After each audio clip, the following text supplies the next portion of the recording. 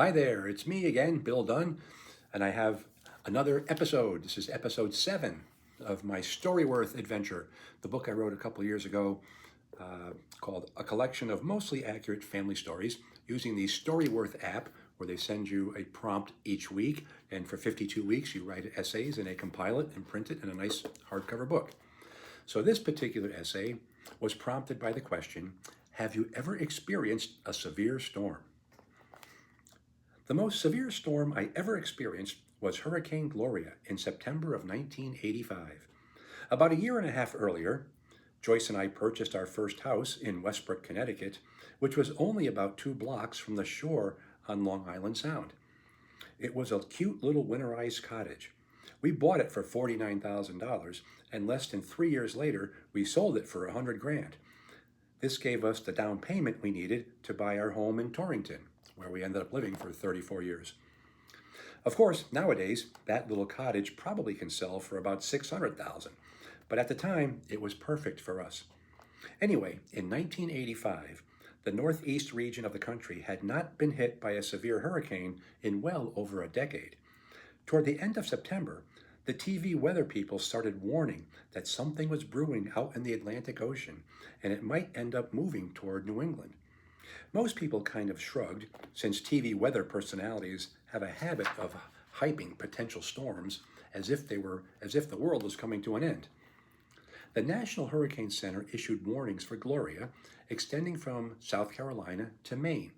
Some folks on TV started to use the term storm of the century regarding Gloria. These people also used that same term for 2 inches of snow. Gloria swept past the Outer Banks of North Carolina, causing some significant damage there. Then Gloria intensified at sea and made a beeline for southern New England. Maximum wind speeds were 145 miles an hour. There was a lot of damage in the mid-Atlantic states. On Long Island, 48 houses were destroyed. And thanks to Wikipedia for those details.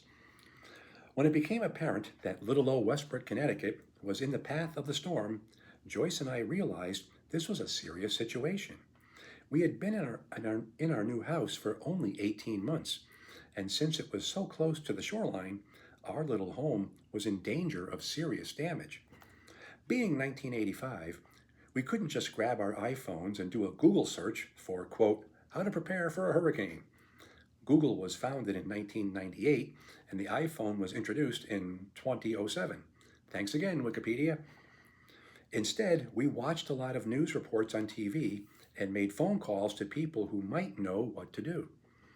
The 2 major things we did to prepare were, number 1, secure everything that could blow away, such as garbage cans, lawn furniture, picnic tables, etc. And number 2, put tape in the shape of an X on all our window panes, so if the wind or flying debris blew the glass out of the frame, it wouldn't shatter as much. We made these preparations in the morning. It was very windy, warm, and eerie. The storm was due to hit in full force just after noon. When we were done, we loaded up the car with some clothing, our valuables, such as our wedding album and my collection of Red Sox hats, and our daughter Mackenzie, who was 18 months old. And yes, I mentioned 18 months a few paragraphs ago. We did in fact purchase our first home and have our first baby in the same month, April 1984. And you are correct, that was quite a hectic month. Just before we drove away, a police car slowly moved through our neighborhood, blaring evacuation orders over a loudspeaker.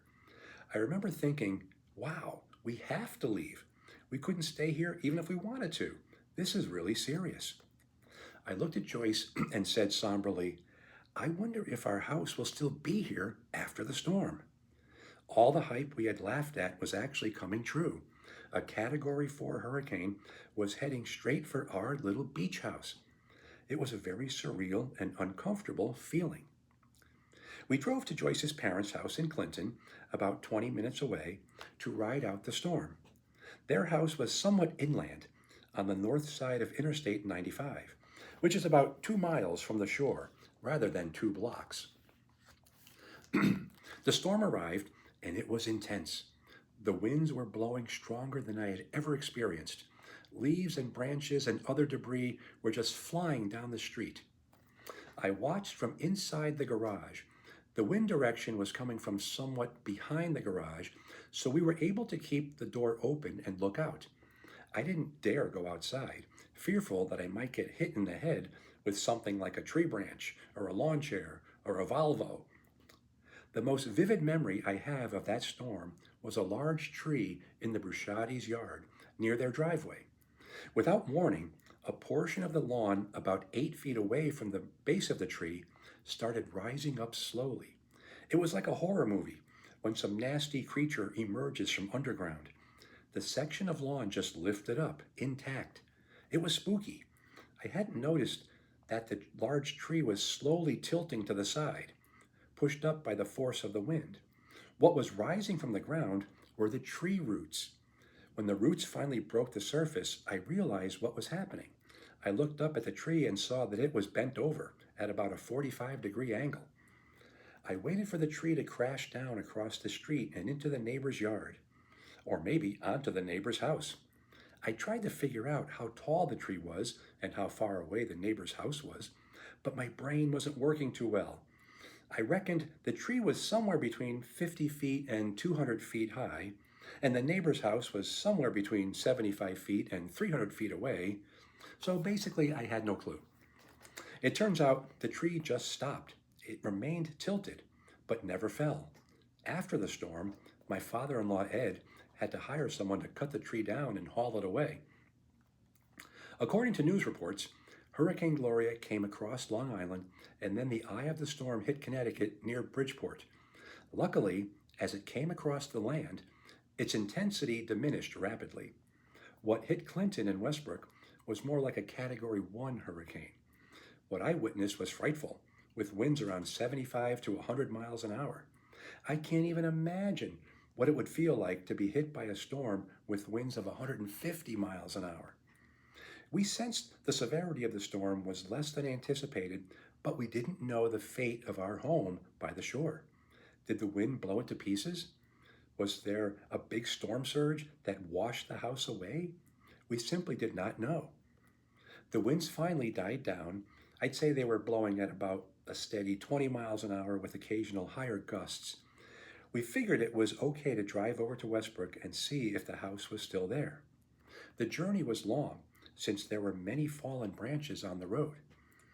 When we drove down our street, quite anxious, we finally drove around the bend and saw that the house was still there. Hooray! We didn't see anything amiss structurally with the house. The roof was intact and no windows had broken. But still, the house looked weird. The white walls of the house now had a light green tint. We had no idea why. We parked the car and walked up closer to the house, zigzagging around many branches and sticks. We finally realized what had happened. The wind blew so many wet leaves against the house so viciously, the siding on the house turned green. It took many days to clean up. The most difficult chore was scraping the tape off the window panes. But we, in our little house, had survived Hurricane Gloria. So, that was the most severe storm I had ever experienced. I know there have been far worse hurricanes, tornadoes, and blizzards, etc. during my lifetime. I'm just grateful I was not there when they occurred. And I pray that in the future, I never experience anything worse than old Gloria. Okay, that's the end of this one. See you next time.